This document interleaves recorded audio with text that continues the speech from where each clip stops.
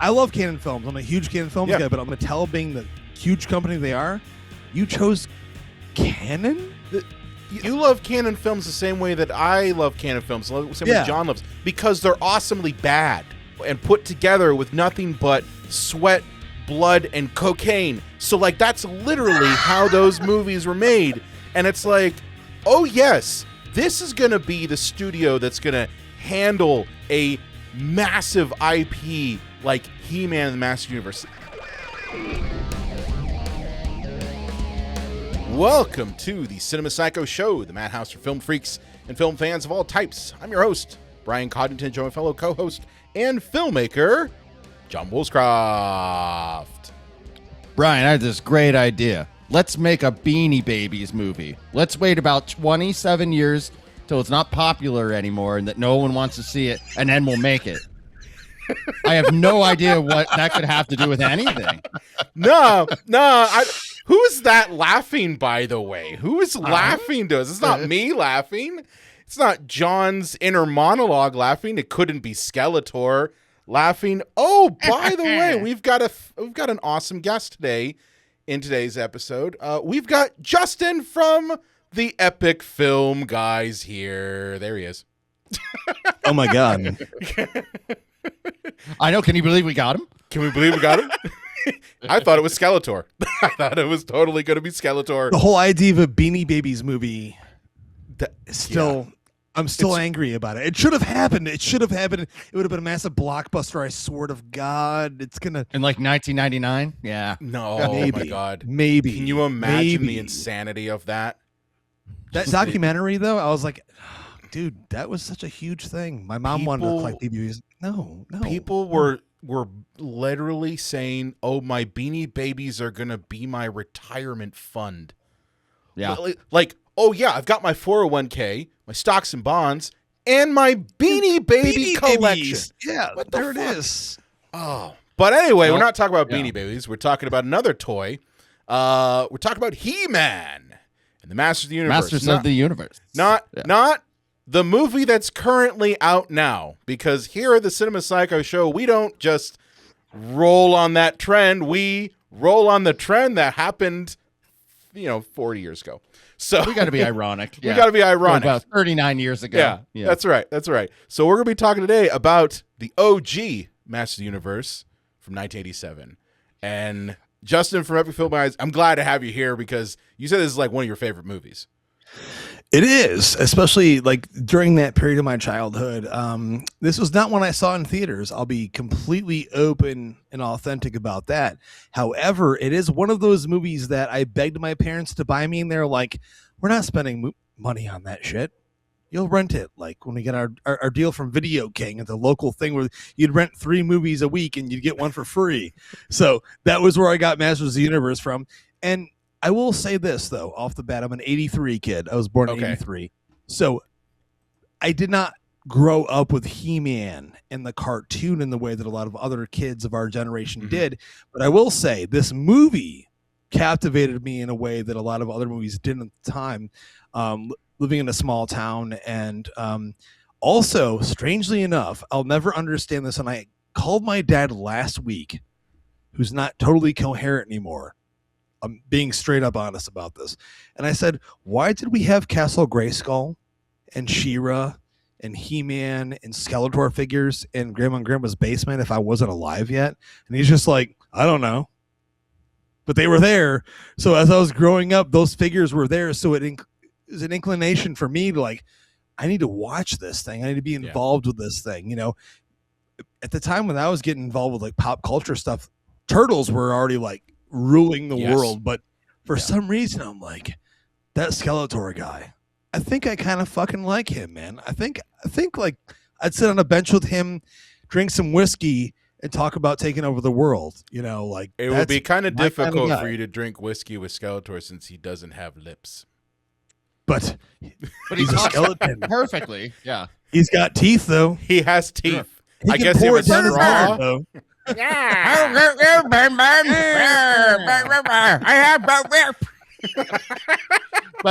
it's funny you should mention that because or the whole reason we brought up the whole Beanie Baby thing is this was a cartoon that went on for 2 seasons. But back then, these seasons were massive, Years and years and years. Yeah.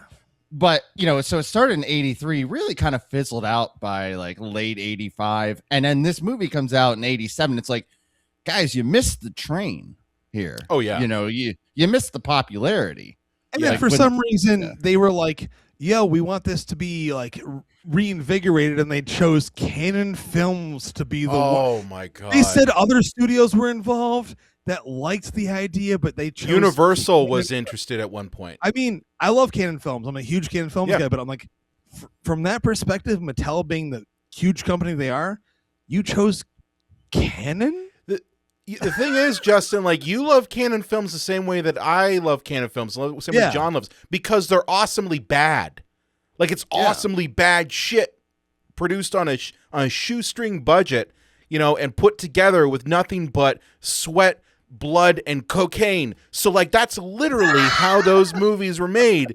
And it's like, oh, yes, this is going to be the studio that's going to handle a massive IP like He-Man and the Master Universe. Like, yeah, it's at the tail end of it. And truthfully, like, John and I are a little bit younger than you. We were 85 kids. So, like, for us, it was Turtles. That was the big thing. We were not entirely into the He-Man stuff. But, around that time, it was starting to trail off. I was, because I don't know if He-Man you guys... guy? Yeah, because I don't know if you guys remember this, but, like, obviously, so many of these things, like Turtles, He-Man, Gem and the Holograms, what have you, for the release. These were love that plug, by the way. Gem is my name. But I had a Gem doll. I don't care. I'm not ashamed to admit it. But they were a toy line, and then the show was to sell the toys. But once that fizzled out, they went, okay, we got 65 episodes of He-Man, we got 75 episodes of G.I. Joe. So, like, on the weekends on the cable networks, they would just like, well, we got to fill airtime. So they would rerun over and over and over again. So I wasn't alive yet when He-Man first came out, but I caught the reruns all the time. And then I would get upset because Toys R Us didn't have the He-Man toys on the shelf. It's like, oh no, they're just airing it now because they need to fill a 3 p.m. Saturday slot. See, for me, it was a little bit weirder because this movie was my introduction to He-Man.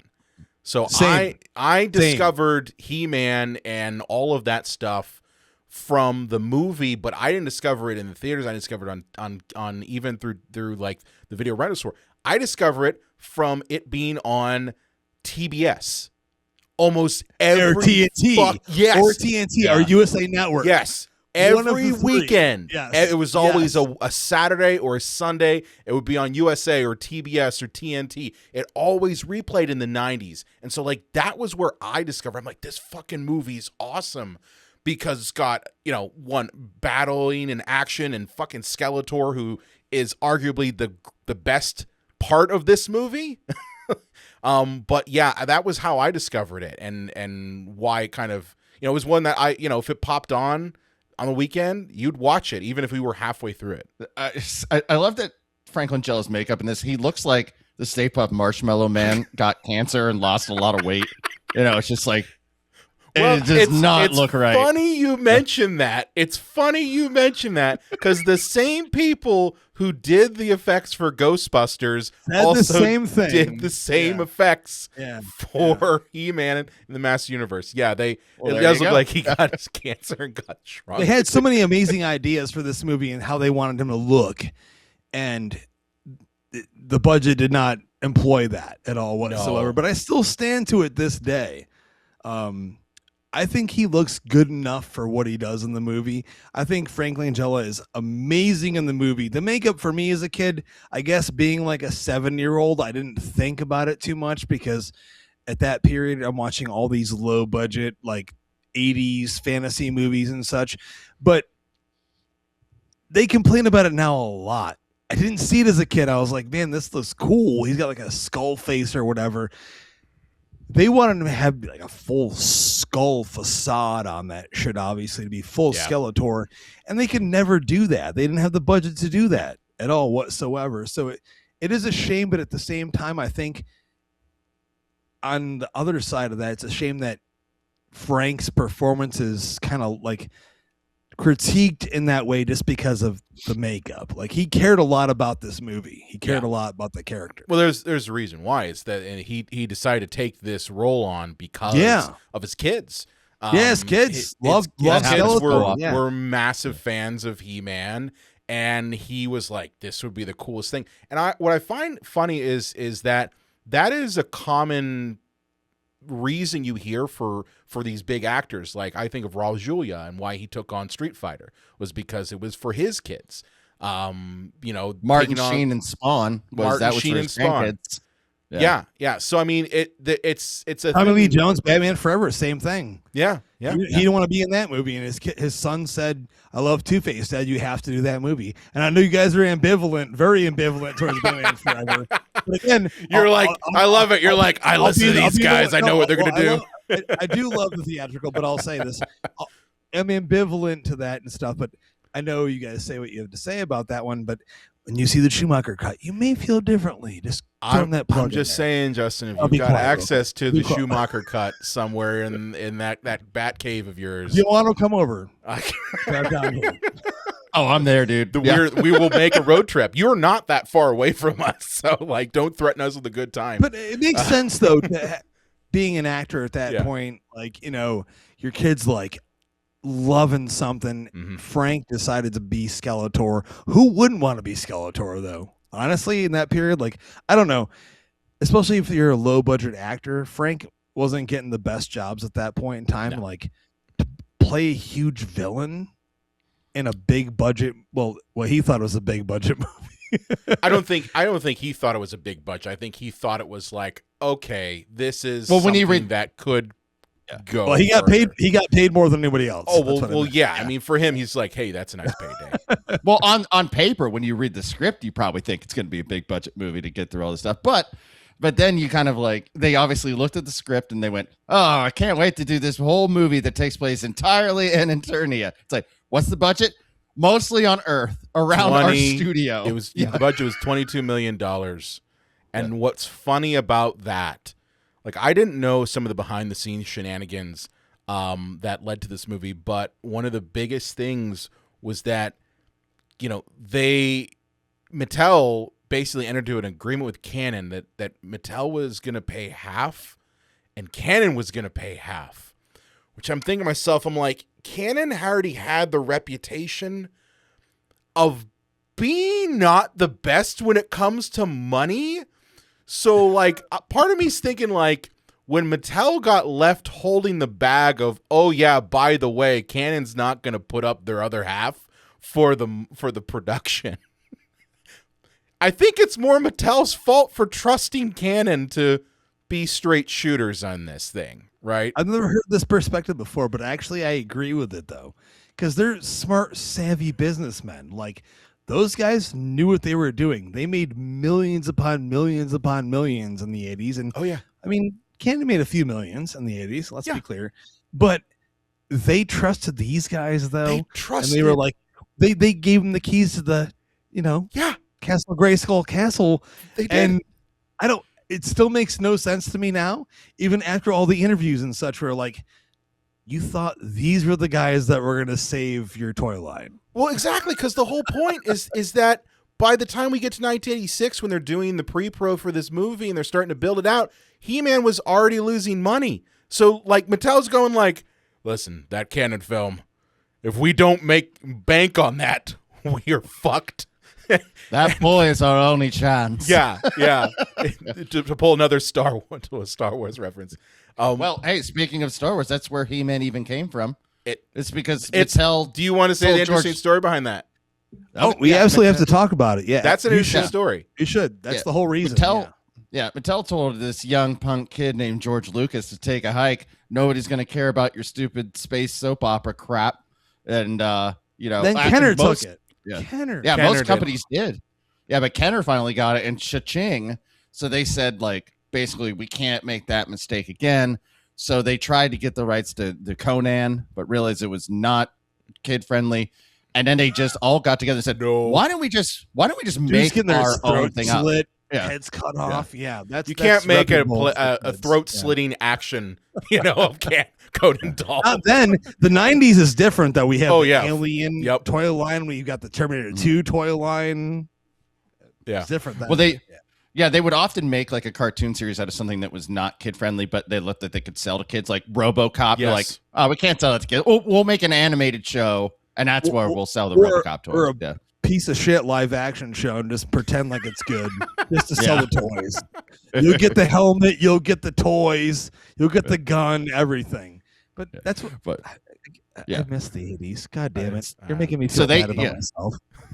So they made their own thing up, and it was one of these things where they had like hundreds of drawings and hundreds of keywords, and they brought kids in. They're like, what do you think about danger? And the kids are all quiet. They went, what about power? And all the kids like buzzed in. They're like, they love power. They love the idea of having power. I'm like, okay, well, the character's gonna say, I have the power, and one of the characters, what He-Man was just one of the random drawings, and all the kids just like, got to. That's why this whole cartoon is just this hodgepodge of like, it's this future scientific space world, but it's also like, old folklore fairy tale. It's also absolutely like adventure. It reminds me a lot of adventure, like King Arthur almost. Sword and with heavy metal thrown in at the same time. Yeah, like it's got mixes of that. Yeah, and boy, did they hit a home run, because for a while, He-Man was the #1 selling toy line in the country. I think it wasn't really till Turtles came around, and then Turtles just. Well, that's what I'm saying. I said it earlier on. Yeah. It wasn't until 87, late 80, 88 or whatever, when that Turtles finally took over or whatever. Yeah. I mean, J.J. Joe was a big, they had a lot to say about that as well. But it was legit masters that controlled the 80s for boys. Yes. Outside of Star Wars, I mean, the Star Wars was the thing, but dude, Mattel was so smart in saying, like, I love watching those documentaries about them where they're creating the toys and stuff like that, and doing something different than what was done, because the Star Wars toys line was like so small and minuscule, like 3.5 inches or 4 inches. In all reality, they're pussy ass toys, but they're cool. You can fit them. They're smaller, but they're also expensive.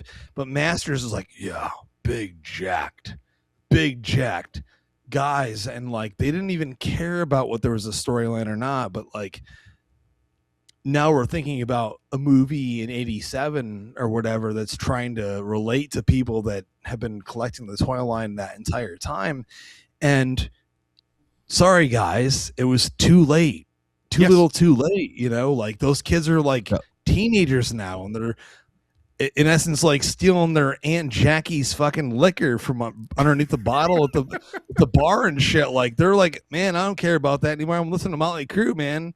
But they grew up on He-Man. I think it was just a situation where you have to nail the.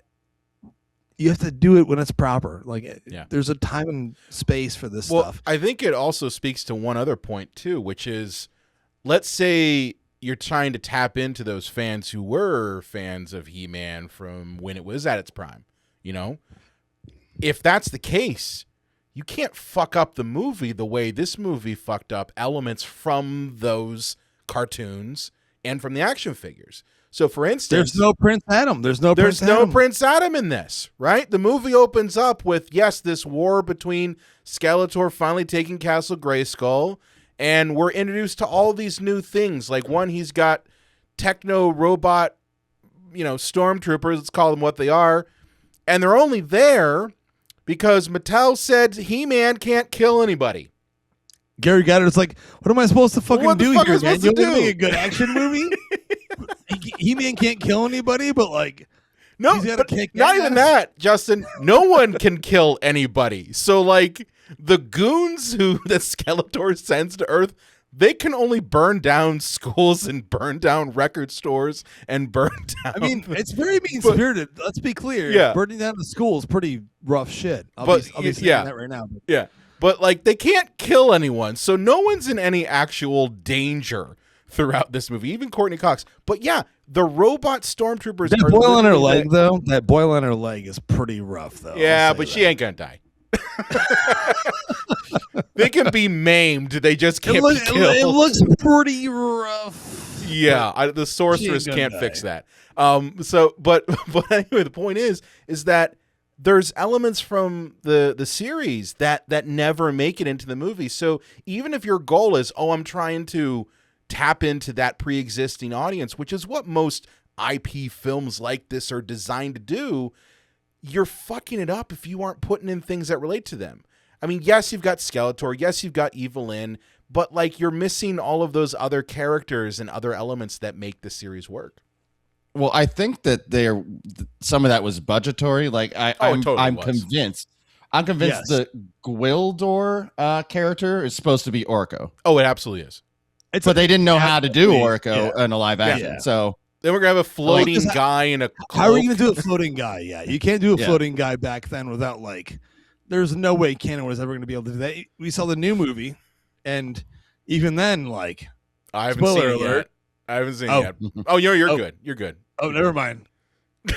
You can spoil it. I mean, I'm going to see it. You've listened to our podcast. He's in it. He's in it. Okay, But well, no shit. I figured it's a non-important element of the movie. But everyone's like, I want to see that character. I want to see that one character, and it's like, I get it, but there's a budget. There's a budget. You got to only do what you're going to be able to do in this movie. Yeah. But back in the day, Gwildor was their version of having Orko be in the movie. Everything he does is exactly that. And it's a thing where, again, if you're trying to tap into that audience, they're going to be like, what the fuck is this? Well, don't get me wrong. I like Gwildor in this. He's one of the highlights of it. The Cosmic Key. Cosmic Key. Skeletor, follow me here.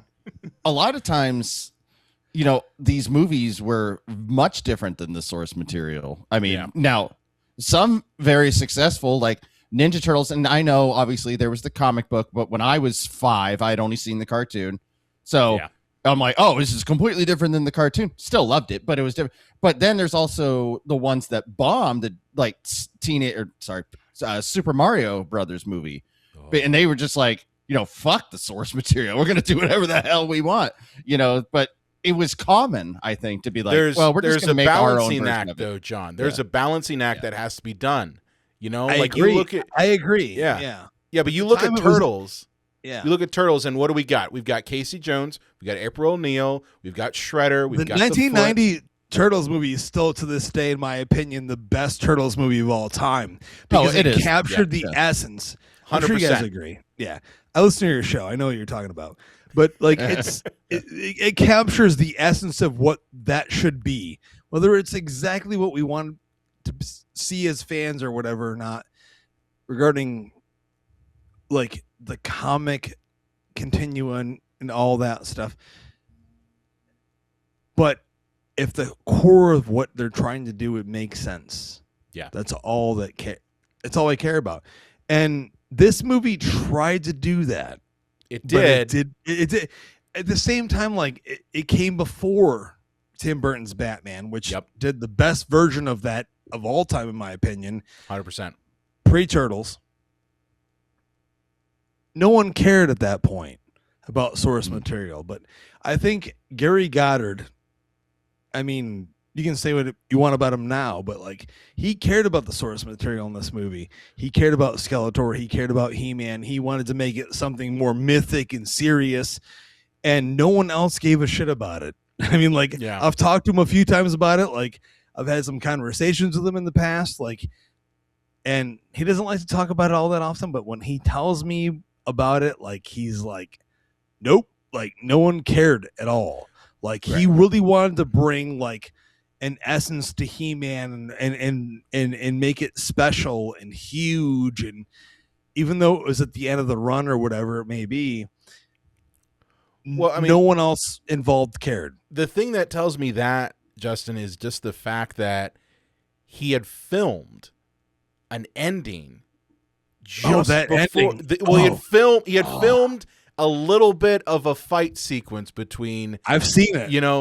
But I'm saying, like, in the actual theatrical cut, he filmed that little bit in the darkened area with the, lit behind, just because he had an idea that, hey, I think either Canon or Mattel is going to fuck me on this, and they're going to close out the thing, because he already was experiencing that, right? He already was experiencing moments where money wasn't getting paid out, and that the possibility of they're going to pull the plug on this thing was kind of great. So, like, you can tell just from that, and again, not at all talking about any of the stuff that has come out in recent years, but you can tell that, yes, he did absolutely care about the character enough to want to finish it all the way through. Oh, you're talking about, like, his personal things.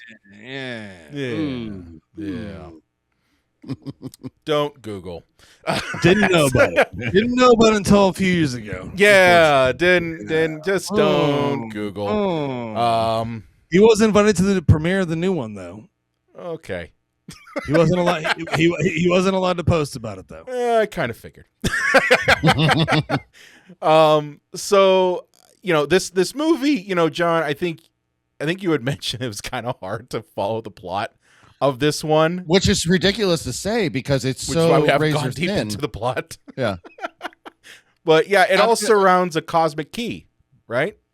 I mean, the minute things is hard to describe because it's like, yeah, obviously, a cosmic key gets sent to Earth, and then He-Man goes there, and so does Skeletor, and they fight, right? Like abstractly, it's not that complicated. No, but if you ask me to say precisely, like in a screenwriting breakdown, why each specific thing led to another specific thing, I'm like, I don't know. I look at it this way: the movie is a treasure hunt.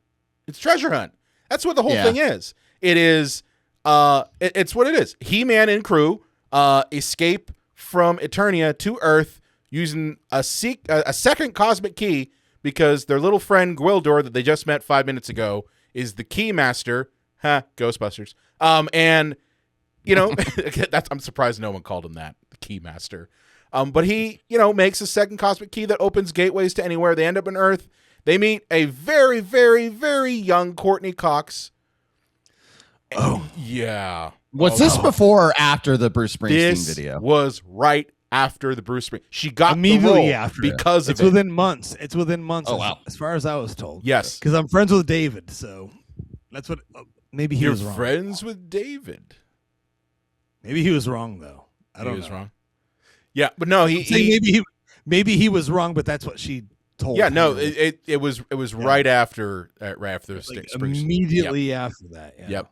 But Springsteen video. Yeah. Her character Julie just wants to get as far away from Southern California as possible. Why? Okay, I'll get to that.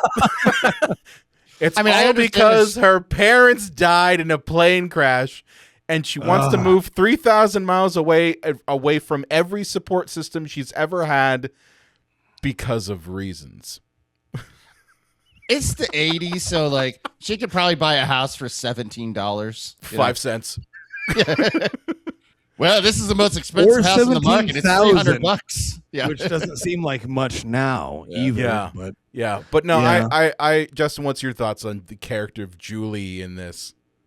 I don't dislike her. I mean, like, I think at this point in time, like, these movies didn't have that much of core respect for the source material, so they had to find a through line, and the through line always was like the audience surrogate, which was the girl from the Bruce Springsteen video. That's legit, like, for real. No, like, you're right. All these movies always did that back in the day. Like, they didn't have control. And when I mentioned Tim Burton's Batman earlier, like, being my favorite movie, I mean it. Like, that movie changed everything, where you no longer had to feel that way, where you had to have that one random character that walked you through the whole entire thing. If it was a franchise you didn't understand, like, you just fell into it and you connected with it. And this is a movie that didn't respect the source material all the way, where it was like, we have to have that one character that does this or this problem, and it doesn't feel at all like a Masters of the Universe movie at all. But I do like I do like that her boyfriend, who's rocking an amazing 80s haircut and leather jacket, awesome musician, gets his ass fucked up. Fucked up. Like plenty of times he's like at, music store, like ready to let his girlfriend go or back to their old house or whatever. He gets his ass beat up by Beast Man and shit. I'm like, cool. He ain't gonna die though. He ain't gonna die though. No, of course he's not gonna die. No, PG-13. Yeah. But not only that, the boyfriend is for Star Trek fans out there, Tom Paris from Star Trek Voyager. That's true. I was a Voyager fan back in the day. But yeah.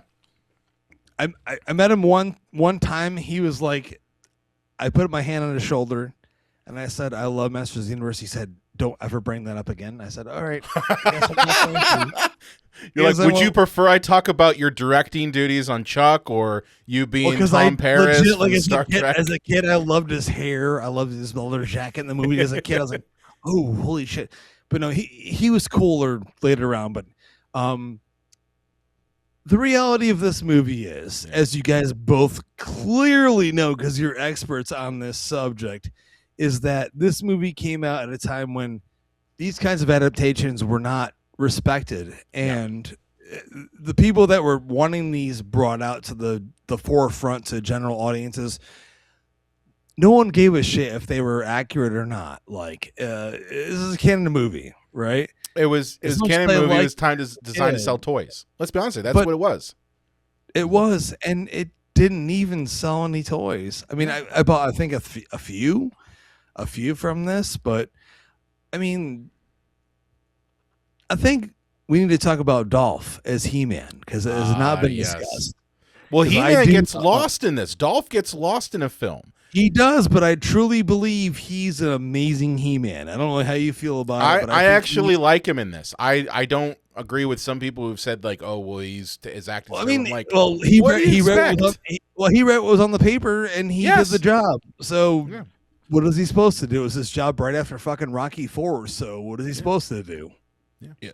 Well, I mean, I'll say he's giving it everything he has at that point. Yeah. I mean that's all he has to offer, but he's giving everything he has to offer. But I think most of the budget from this film wasn't in the Eternia shots. I think it was the baby oil budget for Dolph. I gotta. Oh my God! We're gonna do a P Diddy thing here. I might need to. Oh my God! Well, I got a question for you. If you guys had a body like Dolph, but I had to wear that outfit, would you be self-conscious, like because the outfit is just so? I did like 4 years ago. I did 4 years ago. I did. Yeah. I think even if I looked like that, I would still feel really awkward on set. He felt awkward too. I mean, I can't think anyone who would feel awkward. But he was required to look that way. That's what he said. The requirement was that he had to look that way on set every single day on set, which if anyone that knows about that kind of diet and exercise, which I do, because I'm super into bodybuilding. I've been doing it for like 10 years. If you do that every day, like you can't do that like every single day of production and look the same way. And in reality, like he probably felt bad about how he looked on video. Like he didn't want to do it. Well, not only that, I mean, you had at the same time, he had to do all of his own stunts because they couldn't find someone who was his size. And correct me if I'm wrong, he said he wanted to do his own stunts. I think he said that. I think he did, but like so he's doing all of his own stunts in this movie, wearing like a thong, and that's it. Like on top of that, on top of that, thong. He's having to deal with the suits making the movie, telling him that his English is not good enough, and them threatening to even consider replacing his voice, overdubbing his voice, which like people don't understand. Like that was a thing people did. Like one of my favorite movies is Hellraiser, and they did the same shit there, where they thought the studio thought, oh well, we can't have British actors with their accent in an American movie. We need to overdub. Yeah, Doug Bradley was not happy about any of that shit. No, at all. he was not. Yeah. Well, they did that with Nightbreed, where they overdubbed his voice in that one. But it's a thing that they did, and they wanted to do that to Dolph. And funny enough, we mentioned Ghostbusters earlier, but like Vigo, the Carpathian, is totally overdubbed. Is overdubbed. It's Max von Sydow. And they didn't tell the actor. He ran out of the premiere crying. Yeah, because I would be too. He had no idea they replaced his voice. But at this point now, he should be sitting on his couch every year, like at Christmas, going like, "Hey, at Die Hard, I'm one of the most iconic guys that gets shot down. Who gives a shit?" You know? Yeah. But Dolph they wanted to overdub his voice, and so like you're dealing with all of that stuff on set at the same time, and you know, for good for him, he was able to fight it, and he was able to get them. Though, the sets. What do you think of the sets? I think the sets, as much as they had little money, though, we got to talk about the sets of this movie, because I think the sets are, and the costumes. I think they're all great. To be perfectly honest with you, Justin, like for me, I know people complain about how shoestring budget this movie was.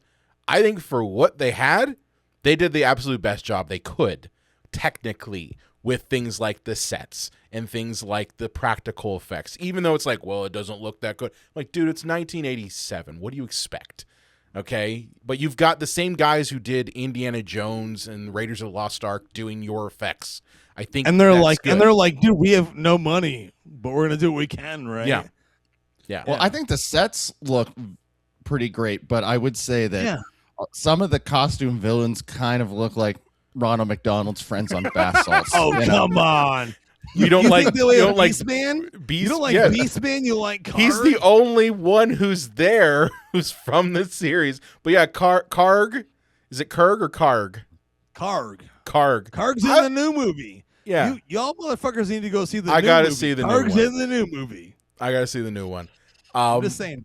See, I wasted my movie going experience on Disclosure Day, and let me just say, Spielberg, it's time to retire. Oh no, it's not. Loved it. We're gonna fight. It's fighting time. Loved it. I loved it.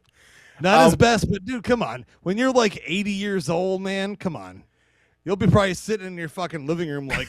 Well, you know what? I'm not making it to 80. No. Oh, I'm just saying. I'm just saying. I'll take Steven Spielberg at his as 80th over, say, like, you know, a couple other directors at their prime, because it's still Spielberg. Like, even bad Spielberg is good. I don't think it's great, but it's same sort of thing, right? Like bad Spielberg, it's still good. Sure. When this is over, Brian's going to put on The Terminal. I like The Terminal. Oh my God. I like The Terminal. Come on, don't hate that. Now I'm scared. No, but you know, to answer your question, like I like the practical effects. I like even the goons makeup on this. You know, Blade. Was it Razor or Blade? Blade, yeah, man. Blade. It's Anthony DeLongis, who Yep. was the sword and also the whip specialist on Batman Returns, who taught Michelle Pfeiffer all of her whip stuff in Batman Returns. Yeah, he was a sword guy, a whip guy. I mean, clearly someone had to use a lightsaber whip on this movie, and it was him. Yeah, sure. I mean, yeah. See, it is Star Wars for sure, but how are you not going to do a movie that feels that way? Every movie after Star Wars is Star Wars-esque. Everyone. It's the Die Hard effect. There are certain movies that, like, after they come out, it's like it's Die Hard on a ship, it's Die Hard on a plane, and yeah, it's Star Wars, with King Arthur type characters, but of all the characters that they could have taken from the animated show. Here's where I think their biggest failure was. At the end of the movie, I thought that Lubick should have come back, played by James Tolkien. He should the principal from Back to the Future. Yeah, the principal from Back to the Future. On Eternia, he's like, "Oh, I'm overdue to get my prostate examined," and he goes in, and the guy closes the door. It's a close up on Lubick, and you hear the guy from off camera go, "Hello, I'm Dr. Fisto." And I then will say, a snapping of a glove. whenever you met him, though, and you mentioned Masters of the Universe, he loved hearing about it. Really? Yeah, he did. I never had a chance to meet him. Did you have a chance to meet him? Yeah. I never post anything about it. He loves that.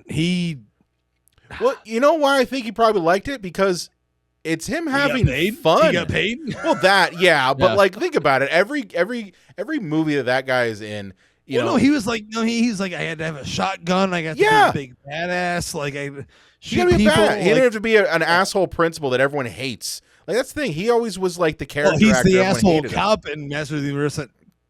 Yeah, but he's the supposed to be hero in nicer. it, right? Technically, yeah. Technically, he's a hero. Yeah.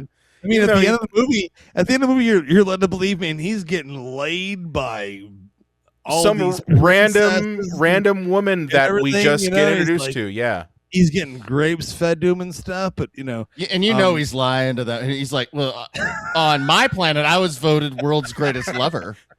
Oh, really? Yeah, you have no way to fact check it. Yeah, it's the unfortunate thing is he's going to find out that the people of Eternia are like they eat humans, like they're cannibals. Their or some vaginas are shit. sarlacc pits. Yeah, something like that. Open their legs and That's tentacles. why come out. He-Man looks the way he looks. That's the only type of man that they can exist there. It'd be like snoo for him. They'd all be destroyed. What happened to Lubeck? His pelvis was crushed. Oh God. Do we want to talk a little bit about just kind of the weirdo, like, time traveling ending that this movie gives us? You know, I mentioned earlier that Julie's character, the reason she's trying to leave and do everything is because of the fact that, you know, her parents die. So the movie gives us the sweetheart ending of her being thrown back in time to basically save her parents. well, Yeah, what's the butterfly effect for that? by she the way? gets comfort from it, but they're not a lot. I think they're like force ghosts in essence. You think they're I don't force think ghosts? they're- Yeah, I don't think they're actually really there. Don't you think, though, that if she gets thrown back in time and she saves her parents, wouldn't that then negate all of the things that happened that led to her helping He-Man? Sure, of course. Oh, time paradox. Time paradox. Just like, okay. Because I thought about that. I'm like, if her parents don't die, she's never gonna get in the situation where she meets He-Man, But I never. where at Kevin the end of Hen the movie, helps out. I never actually believed her parents were alive at the end of the movie. I thought it was That's like a cruel joke. Then Gwildor is the worst offender of this whole movie. He's the villain then. What sucks because Gwildor has like the smallest dick of all time, man. He has to go jack up in a fucking corner. And, Well, I'm telling you, man. I mean, he's that small. Like, he's come not on. getting Eternia. I chicks, mean, is what he's you're just saying. getting satisfaction out of how he's getting satisfaction. Like, come on, dude. And he's like that small. Like, it's like 2.5 inches. He's dude. angry at the fact I'm that just they saying. don't have fried just chicken saying. and ribs in Eternia. That's what it And I was is. like, oh, yeah, these are human bones or chicken bones.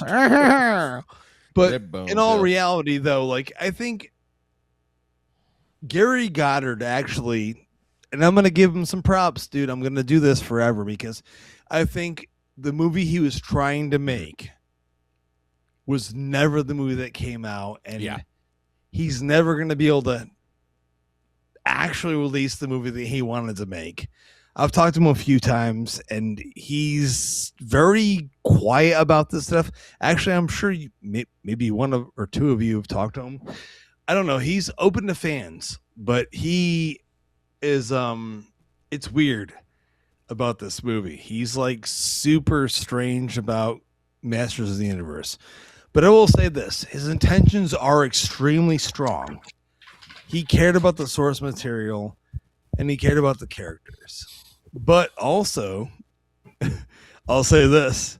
If you, me, and all you guys are all hanging out here, having a good time, having a few drinks or whatever and bullshitting, he'd be able to shuffle his way in and say what he thinks about it. Like, it's a weird situation because he had no say over that shit at the end of the day. Oh, yeah. So It Well, sucks, I mean, man. he had to deal with not only the money problems, but he also had to deal with Mattel literally telling him all of these things that he could not do with this movie. Like you can't have He-Man be a badass. Or He-Man you couldn't can't have kill people. Skeletor kill and- people. Or yeah. you Not know, even just like, that. Like, just you can't have this character. You can't do this. You can't do that. I mean, it's one of the things that, like, we've talked about this when we've talked about, you know, a Batman for the most part, especially towards like Batman and Robin, especially, where you had toy companies that were in essence dictating story and dictating everything. And every single time that happens, you get a catastrophe. I don't care what anyone says. Like, if a toy company is telling you what has to be there, it's not going to work. No one told Tim Burton that in the first Batman. Okay, he had obviously Peters and Grubers telling him stuff, but like they weren't the toy company. They weren't necessary. I mean, they were thinking of merchandising. They were thinking of merchandising. I can tell you what they were telling him, though. I can tell you what they were telling him. What were they telling him? Give me the spot in the script, and we can talk about it. Oh yeah, no, we know that. Yeah, no. I mean, but it's the same thing. Yeah. It's like the same perspective of that time, and I'm just so thankful that you guys invited me on for this episode. Extremely honored to be here, to be a part of this. Yeah. Absolutely, you guys. I think of you guys as you're looking around like I'm looking at somebody else. No, I'm looking at you. No, John, are you looking at somebody else? I give no shits about anyone. Honestly, straight up. Like, I think you know at this point, I don't give a shit about anyone else. I don't care. I do my own thing, but like, I care about the shows that have been there along the way and stuff like that I really look up to, that are doing a great job. So I'm just so thankful that you invited me on tonight. Seriously. It's definitely it's an honor Like, for us to have you on. I mean, no, you're another. real. Yeah. I mean it more like you have no idea, because there's so many shows out there trying to do different things these days, and that's cool, man. They can do their thing, but like as an old schooler, it has meant a lot to me to finally be on your show. Well, I do want to with that get to some reviews, our famous review section. Now for the uninitiated people who do not know this, our review section of the podcast is where I pull usually reviews from Letterboxd, but hey, you know what? Reviews coming from you, the listener and audience member, might also be something cool. And in fact, if you join our newsletter, link is in the description of this episode, you too can give us your reviews for a movie that we're covering, and we'll play them on the show. But Justin, John, you have not seen the reviews that I have picked, have you, right? No, sir. Okay, No. so you're going in completely cold. No. Okay, so are you ready for review number 1? Why does He-Man have a gun?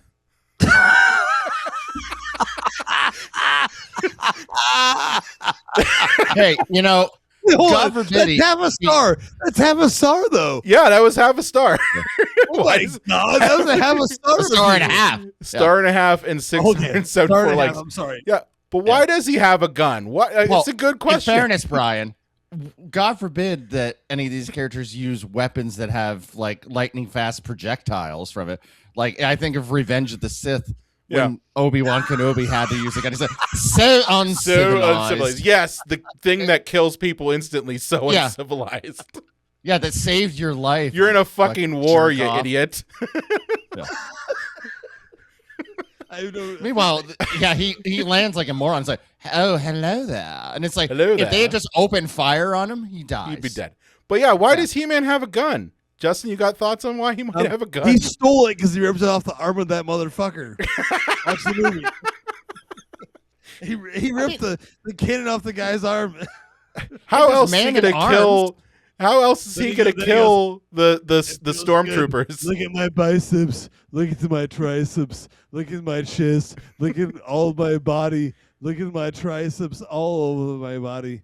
Oh, I'm gonna kill all of y'all. With Just a gun. stand there. Boom. Yeah. But I mean, his best friend is Man in Arms. Yeah. You know, so I mean, it would make sense. I mean, that- I loved Idris Elba in this movie. Oh my god, That's the new one. the new one. Yeah, the old one didn't have Idris Elba. That You guys said earlier you didn't see the new one yet. I didn't see the new one yet. Neither of you Man saw in the Arms new is one. in this one. No, Yeah. I didn't see the new one yet. I knew he was in it. I know Man in I've seen Arms the is trailer new for one. it. Yeah, I know. Different actor though. We're talking about the '87 one.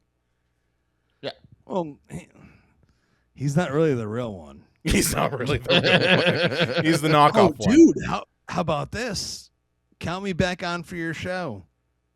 I'll do it for free if you want For- to do a Masters of the Universe episode. Oh, we will. Sure. Or we'll go to it. All right. So you ready for review number 2? Okay. Okay, review number 2. I can't believe Monica never told any of the other friends that she met He-Man. I Well, she was too mean, busy dancing in the dark. I mean, Chandler might have gotten jealous. Let's be honest here. That she hung out with He-Man. Well, Ross, right? Wasn't Ross her? No, that No, I never no, watched that's Friends. I never Rach. watched Friends. Yeah. Yeah. You're mixed up. So. Chandler was her boyfriend. Right? Yeah. Yeah. Sure. We're old. I never watched Friends. We're fucking old. I just know my mom watched Friends, and it was like, well, if I'm in the room, I guess I'm watching Friends. My daughter's favorite show of all time is Friends, and I've had to watch it a gazillion times. I'm dealing with a similar situation right now because my daughter. Gazillion. I'm telling you, she was 10, Yeah. and I've had to watch it forward. Oh. Ugh. We're right now in my house. My daughter is discovered Full House, so she's watching Full House. But I'm cool with that, and I showed her Yeah. that. I'm cool with Full House because that's nonsensical. Yeah. Whatever surface value, whatever it is, but Friends. Friends is not. Friends is not. also not That, aged that means very I have well. to talk about sexual connection and relationships and food and like all these other things. And I'm Yeah. like, no. Mm. Wasn't Bob Saget on the Epstein list? No, he was No, not. he was not. Oh, okay. If I you- thought he flew on the plane. I don't know. Dude, I don't know about that. Come on. Let's go to review number 3. This is a long one. Oh, boy. I have the power. He-Man likes no clothes and lots of oil. Tila has Yes, a he metal should. thong. Yep. Skeletor Sexy.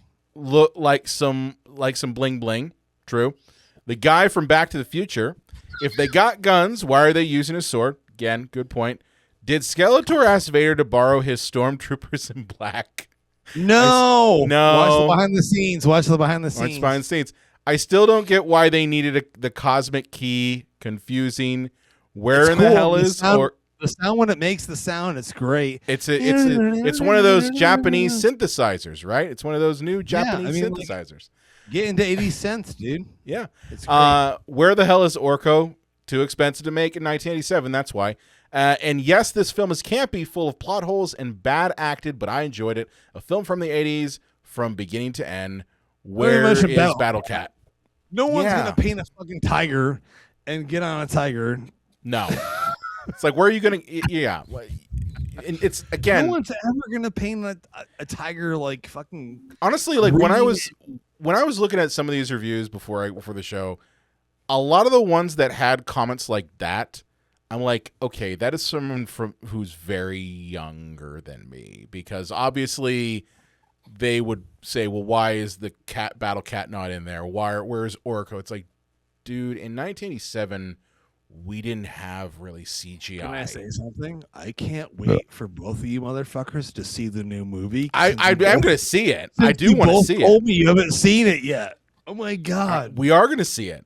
We are going to see it.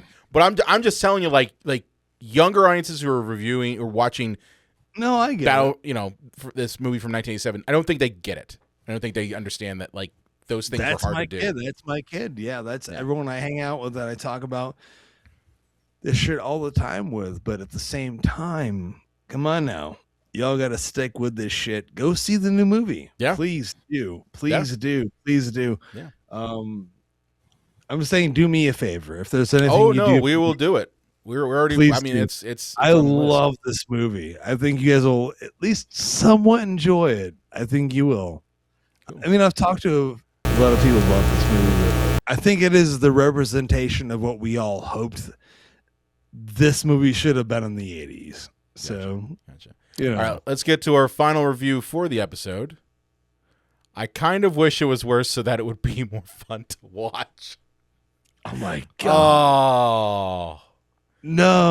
No. I can kind of see where they're coming from. There were lags. There were lags. There were lags? Yeah, a time where I'm just like, okay, let's get to another, Those were the Earth battle. lags.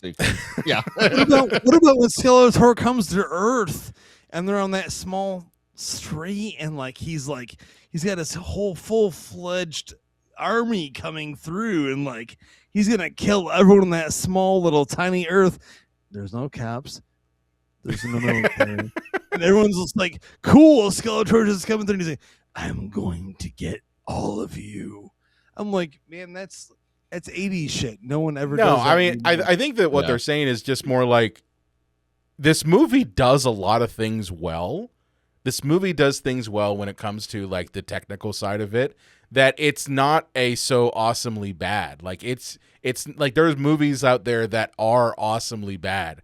And honestly, Canon, of all people, are experts at awesomely bad. So this movie, if you're watching, you're just like, well, it's not terrible, but it's not what I was expecting, especially for someone who's younger. Why I love to do these podcasts, so I'm so thankful you guys invited me on, because I'll say this.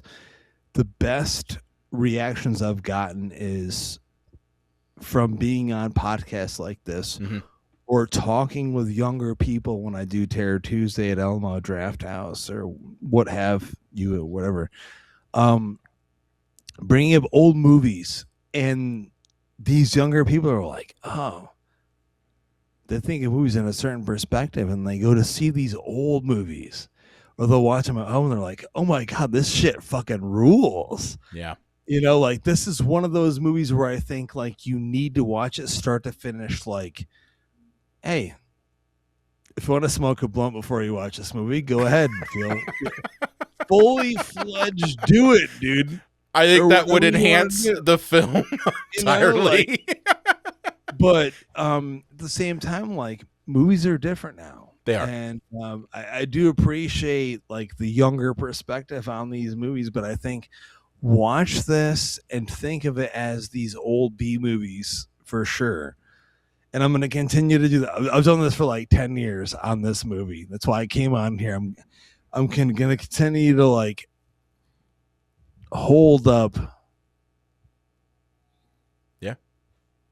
This version of Masters of the Universe, because it has to be hold up.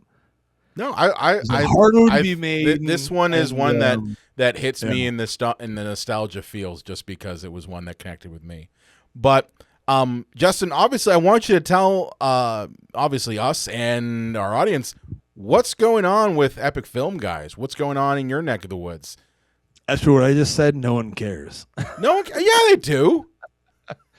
I care. I want to know. Yeah. Epic Film Guys we're all over the place. We're just gonna keep reviewing new movies. Our newest review of Steven Spielberg's Disclosure Date is landed this week. We're gonna keep doing new movies and old movies as well. And whenever we're invited on these great shows like this show, which it was an honor to be invited to be a part of. Seriously, these guys are amazing. I don't join on other shows that often, but I love this show. These guys are amazing. Just pay attention to that.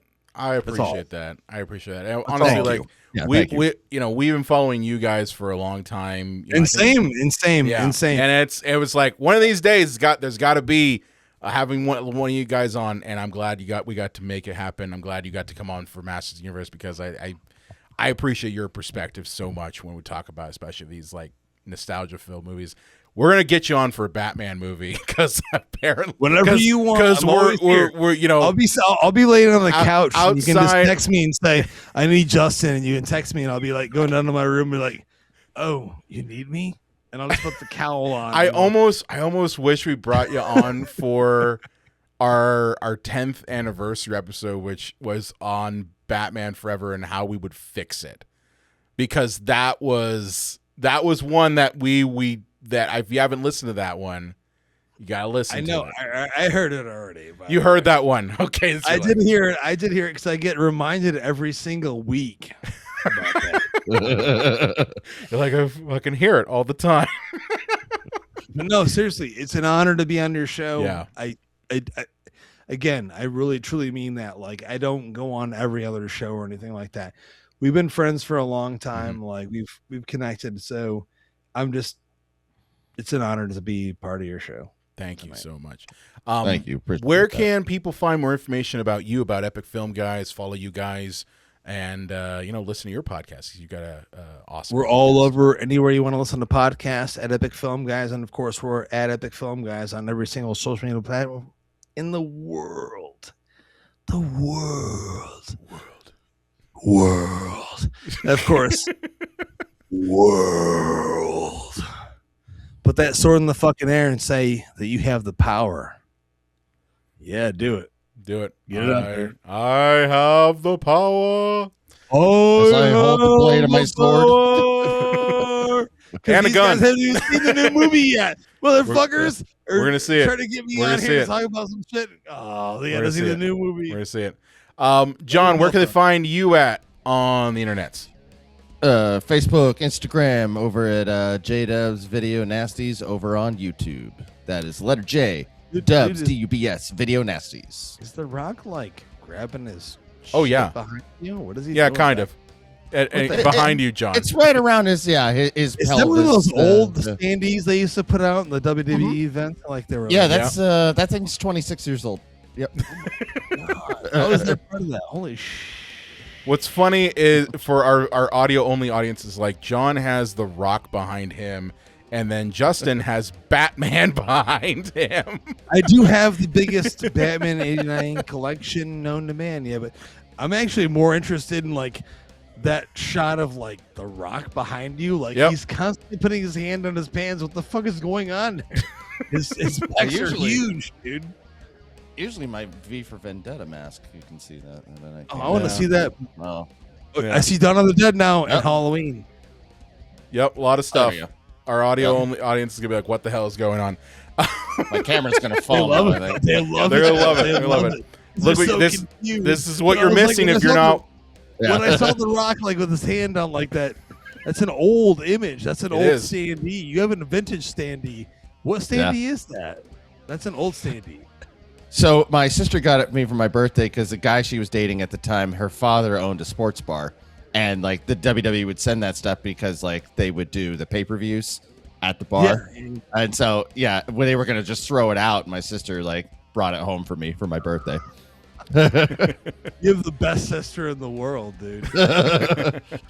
But also, seriously, I just want to thank everyone listening to this that you guys called me onto this to have me speak at all, because no one cares about what I have to say anymore. Oh, we care. That's not true. That's not true. We care. We want to, and we're gonna have you back. But with it said, if you've loved this podcast, please do me a favor and share it. Share it with your friends. Share it with your family. Share it with your favorite He-Man and Masters Universe fan, because they're out there.